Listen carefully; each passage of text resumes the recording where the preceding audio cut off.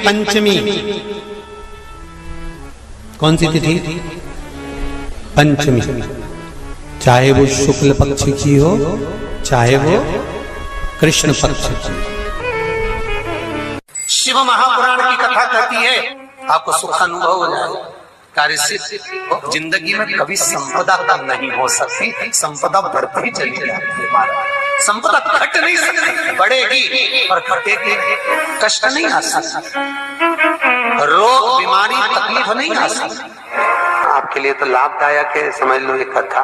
शास्त्र कहता है कि जिसके घर में संपदा की कमी हो, पैसा आ ही नहीं रहा हो, सब दूर उलझ गया हो, बहुत टेंशन चल रहा हो, पंचमी तिथि के दिन गन्ने का रस जानते हो? ईख का रस, गन्ने का रस तुलसी जी के क्यारे में हाथ में लेकर 7 बार अपना नाम और गोत्र बोलकर छोड़ दो।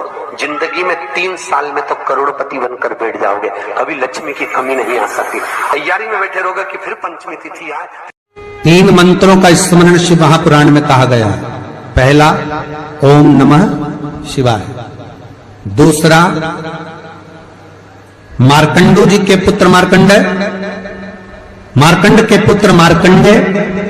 मार्कंडेय जी की उम्र थी मात्र 12 वर्ष जीवित रहने की, पर पिताजी ने कह दिया था कि तू शंकर का भजन कर, तू शिव का स्मरण कर।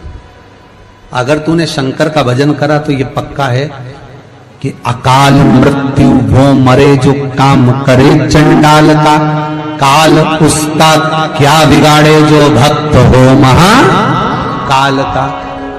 काल का हरण करने वाला एक ही हो सकता है, वो महाकाल हो सकता है, उसके सिवा कोई नहीं।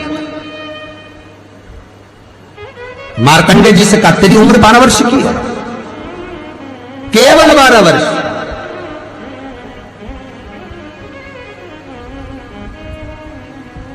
पूछा पिता जी से चरण पकड़कर मार्कंडेय जी पूछते हैं, मैं 12 वर्ष बाद मर जाऊंगा?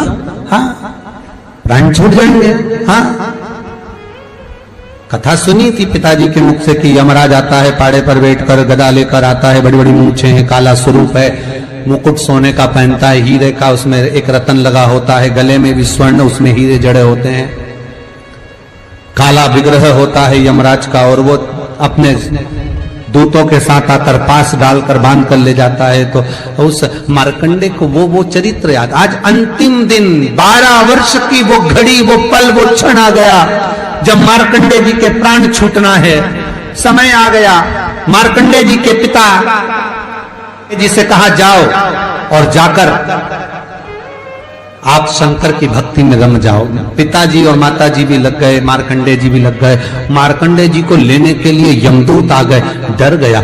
थोड़ी देर बाद यमदूत देखे कि शंकर का अनुमोदन कर रहा है, वापिस चले गए। यमराज आ गया, वही पाड़े पर बैठकर, वही भैंसे पर बैठकर, वही काला स्वरूप। डर लग गया 12 साल के बच्चे को। उसने शंकर का शिवलिंग पकड़ लिया, गले से लगा लिया, शंभो मुझे डर लग रहा है, शंकर मुझे भय लग रहा है। और तब तेज तेज महामृत्युंजय मंत्र को, वैदिक मंत्र को पुकारना प्रारंभ करा।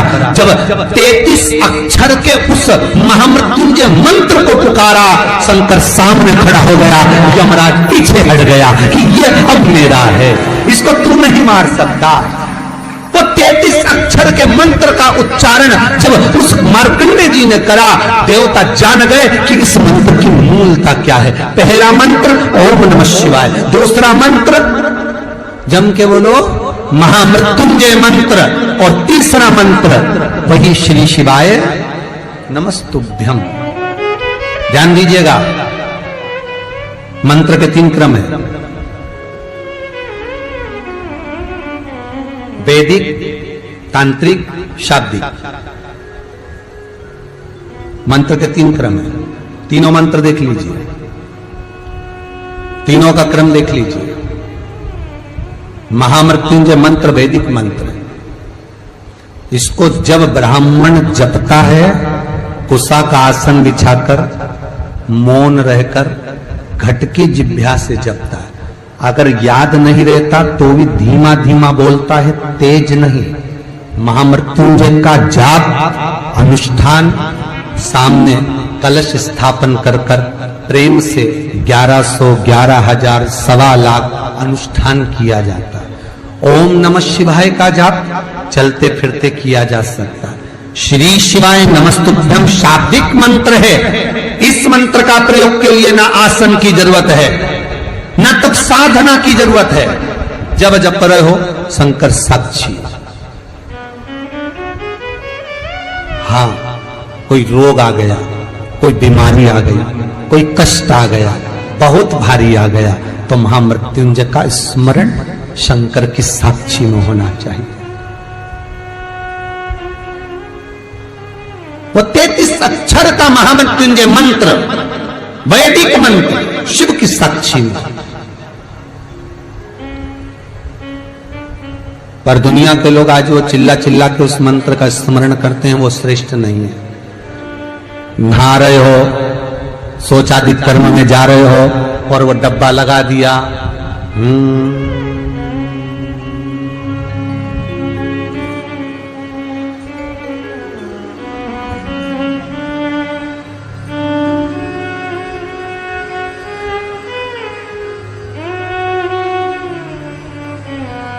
अब मंत्र चल रहा है, आप मन से बोलिए, बोलना आवाज नहीं आना चाहिए।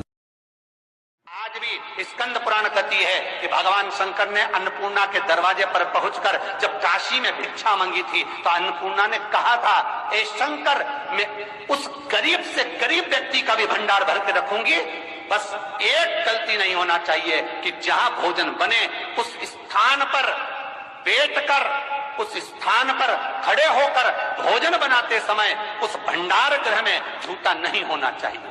तो तुम्हें भर दूंगी भंडार।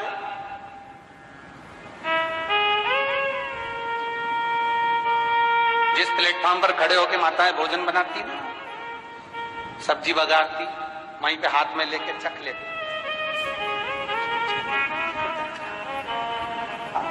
मई हरियो जगदम्बा, विचार तो करो। भले तुम भगवान को भोग नहीं लगा रही, पर पति तो परमेश्वर है। भले तुम भगवान को भोग नहीं लगा रही, पर पति तो परमेश्वर है। पति के लिए कहा परमेश्वर, मतलब भले भगवान की तुमने सेवा नहीं करी, भले अर्चना नहीं करी, भले पूजन नहीं करी, पर पति तो परमेश्वर है। सब में ही तो वही समाया। घर में जो सास रहती है वो भी तो मां है, जो पिता रहता है वो भी तो बद्रीनारायण है। महाराज फिर क्यों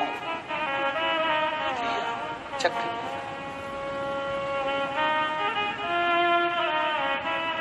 तुम चक कर भी बनाना तो भी तुम्हारे घर में स्वाद नहीं रहेगा। और जिस मंदिर में, आश्रम में, भंडारे में जब तक भगवान का भोग नहीं लगता तब तक चखा नहीं जाता, चाहे नमक डला ना डला, मिर्ची डली ना डली, शक्कर डली ना डली, भंडारे के भोजन में जो मिला दिया, आखिरी में फिर भगवान ने अगर पा लिया तब चखा गया कि अब भोजन में स्वाद है कि नहीं है। तो कभी अन्नकूट की जो सामग्री बनती है, सब्जी बनती है, राम भाजी बनती है, राम भाजा बनता है, मिक्स वेज सब्जी बनती है, भगवान के भंडारे की कद्दू की सब्जी बनती है, उसमें आप भले मिर्ची ना डली, नमक ना डला, फिर भी घर में एक पूरी खाते होगे, वहां 4 निपटा क्या होगा? क्यों? क्योंकि वहां अन्नपूर्णा स्वयं देने के लिए तैयार खड़ी है। और हमारे घर में तुम चक के बना रही, बेटे को दूध भी दे रही तो बोतल में से 2 बूंद टपका के पहले चक ले रही। बाहर चले जाओ, बाहर चख सकते हो, बाहर जा कर पाओ, फिर बच्चे के लिए दूध में शक्कर मिला लो। चाय बनाते हुए गैस के ऊपर चाय रखी है, मई उकल रही, मई से चाय की चन्नी से लेके फिर चख ली। कैसे आए रे अन्नपूर्णा, ये तो बताओ। लोग कहते हैं हमारे घर में सारा सुख है गुरुजी, पर शांति नहीं है। हमने शांति ना जाने चली गई क्योंकि किचन में किच भरा गई। शांति कहां से होगी?